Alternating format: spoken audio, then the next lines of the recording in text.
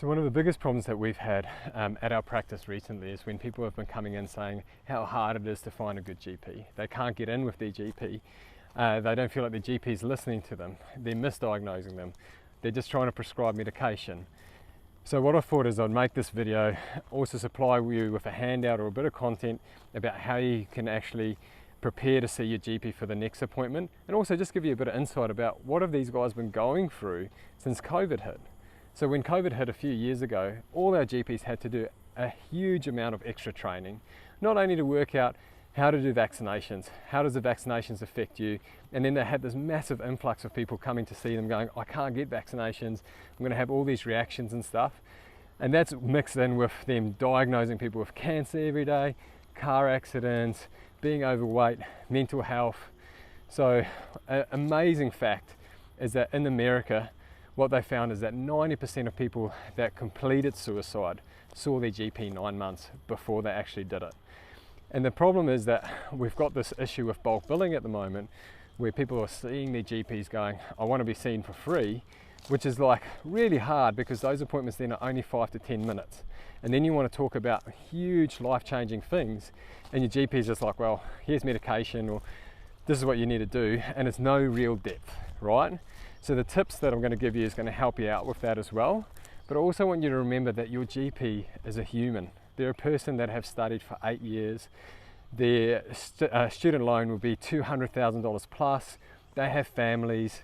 So we have this huge fatigue of GPs at the moment, and they're probably quite numb. So when you show up to see them for your appointment, how about you actually show up on time, for one? That's a really good thing. How about you actually think about the following points that I'm going to give you, like make your appointment longer, be prepared, fill out the paperwork that I've given you here, or do something similar so that when you go into your appointment, you're not just sitting there and, oh, I don't know what to tell you. But just remember that they are humans and they're trying their best, and the only way that we're going to help them get better is by giving them support, giving them information, and then we'll see a big change in how our keystone health practitioner is going to treat the rest of the population.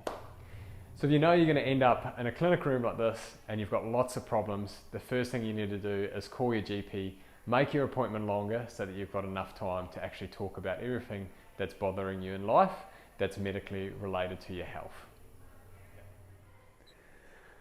So when you're coming in, actually think about writing a plan about your appointment. What are you coming to see them about? What's giving you issues? How do you feel? Is there any medications that's giving you problems? Instead of just coming in and being like, I don't really know what's wrong, but I just don't feel very good. And that really doesn't help your GP because now they have to spend an extra 10 minutes to work out what's wrong with you. So I've made a form that you can actually fill out to go through all those kinds of things to help your GP when you go and see them, with clear instructions that you can communicate to them about what your problem is, when you get it, what makes it better and what makes it worse. Oh, my GP. My GP is not very good. They don't listen to me. Oh, I don't know why I keep seeing them. If this is the problem with your GP, what you need to do is probably get a second opinion. Sometimes it's not your GP. Sometimes, like I said to you, if you're not prepared to see your GP, you don't know what's going on properly, they don't know how to help you. So be proactive. Get a second opinion. If it's the same opinion, you don't like it, get a third opinion. And just like physios, chiros, exercise physiologists, shop around until you find somebody that can actually help you with where you're at in life. So we all get really busy in life, and then something goes wrong and all of a sudden we need an appointment with our GP ASAP. So my advice to you is that you should book in advance, book regular appointments, whether that's every 3 months, every 6 months, every 12 months, depending on how serious your health conditions are, and make sure that they're done in advance. I can tell you now, most of the really good GPs in Toowoomba here where I live are generally closed. You can't actually book new appointments with them because their books are full. So if you find a good GP, book those appointments in advance, get your blood tests and things done in advance so that you can do it before you go and see them and they can discuss them with you when you're there for the appointment. And again, make sure you make those appointments longer if they need to be longer. But be proactive, not reactive. Don't react to when you've got a problem. Now I need to see you ASAP. Get it all in a hurry. Be proactive about it, and you'll see that will make a big difference for you.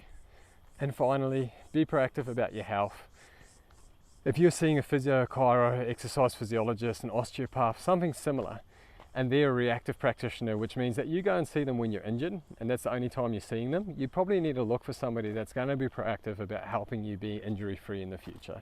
Actually look about what you should be doing for regular self-massage, what stretches you should be doing every day, how's your posture affecting you, why are you gaining weight, you know, talking to a dietitian.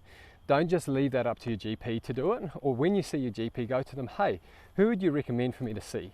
But you can also understand when GPs are short on time, it's really hard for them to work out who are all the people that they need to refer you to.